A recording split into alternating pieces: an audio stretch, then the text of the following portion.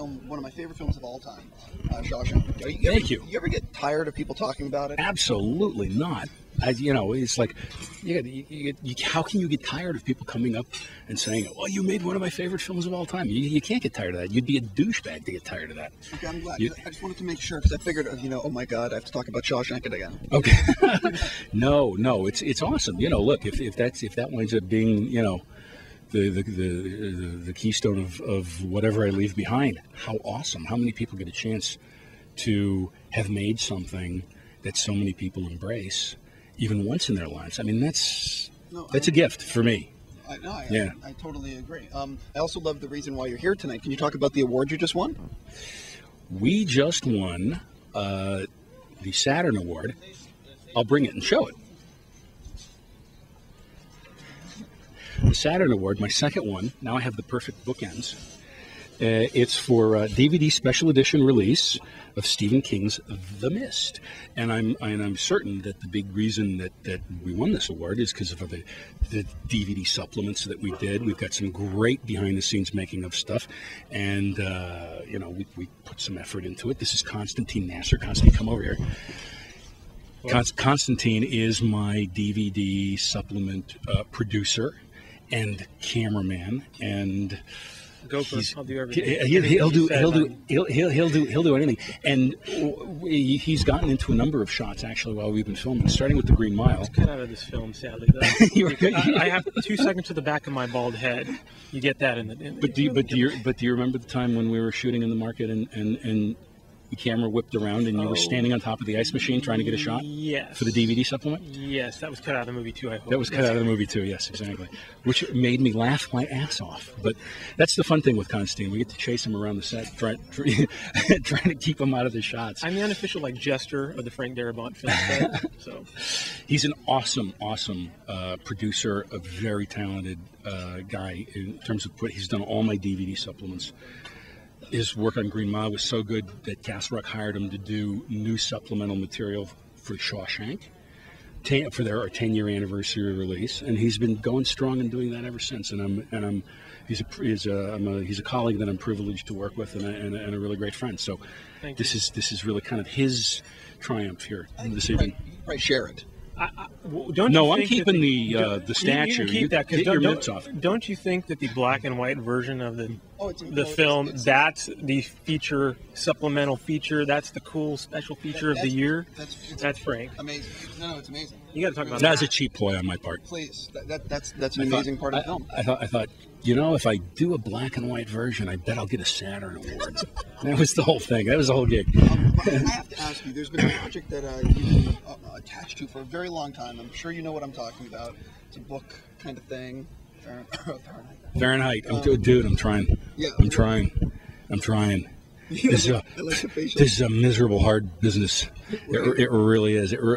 No, I've been trying for some years now. I may be close. It's one of those things that are casting dependent. I wasn't constrained in that sense with The Mist because we made it so cheaply and so quickly.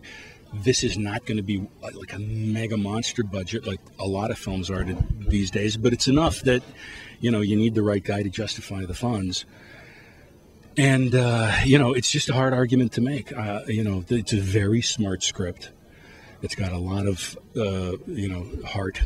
Of course, it's based on Ray Bradbury's great book, so why wouldn't it have those things? And it's a hard argument to make with studio heads these days. I had one studio head read it and say, wow, this is the smartest, most metaphorical script. You know, it's the best script I've read since I've been running this place. I can't possibly greenlight this.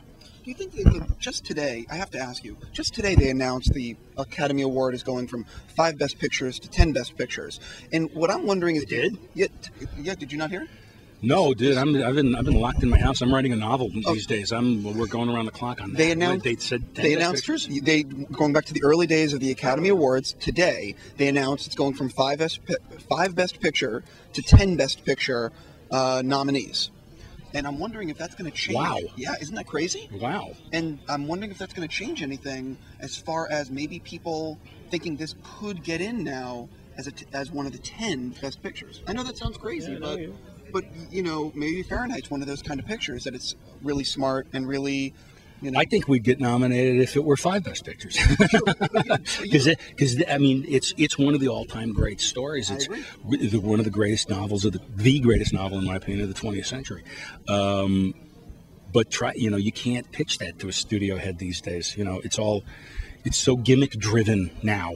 The movie business, it's so effects-driven, gimmick-driven. Who's the superhero? What's the thing we can tie in with the Happy Meal? This is what we're fighting now in Hollywood, and I'm not the only one who's going to bitch about it. A lot of us are kind of in the same boat, going, what the hell is going on to the art form that we love? Now, within those constraints, obviously, some big, huge entertainments come along that are actually wonderful.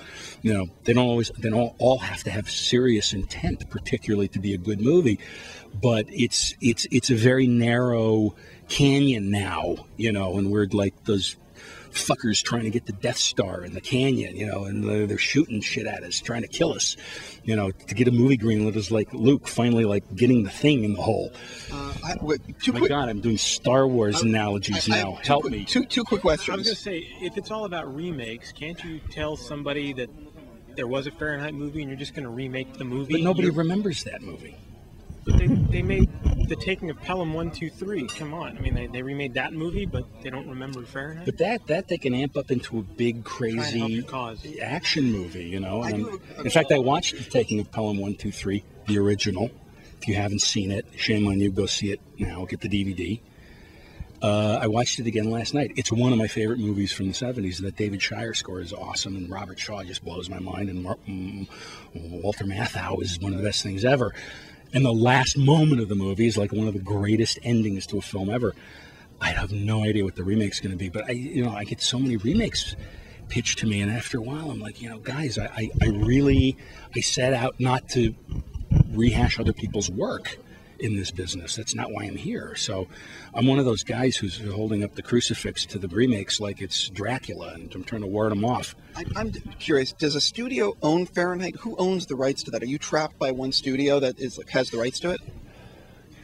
The rights are in certain places. I mean, it's kind of split between two areas. It's not an impossible thing to overcome. You know, should the money fall into place. Right.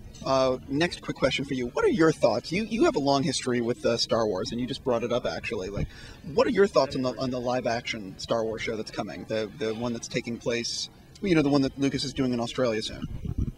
Again, you're telling me stuff I don't know. See, I turned 50 this year, so the whole pop culture thing is like mostly over my head these days. I will ask a different question. Yeah. Obviously, you write all the time. What other stuff are you writing? You mentioned a novel. I'm writing a novel. I'm curious about other screenplays you might have been working on and stuff like that. I mean, there's a lot of people out there, myself included, fans of yours that are curious what else you're working on. I'm doing a spec right now, a spec script with my friend Chuck Russell. We go back to Nightmare on Elm Street 3 and Blob days together. And he's been one of my best friends for most of my life now. What else am I doing? I'm going to have to sit down and spec out The Long Walk as well soon, because I have the rights to that, the Stephen King novella, and you need me explaining that to you. I'm sorry. No. For those people out there watching who I'm sure want to know, but what's the spec that you're doing with Chuck? What's it about? It's just right now. It's just in a little secret box because that's fine. It might be 20 pages in, and we'll go, "Holy shit, this stinks," and we shouldn't have said a word about it. You never know until you're closing in. Yeah.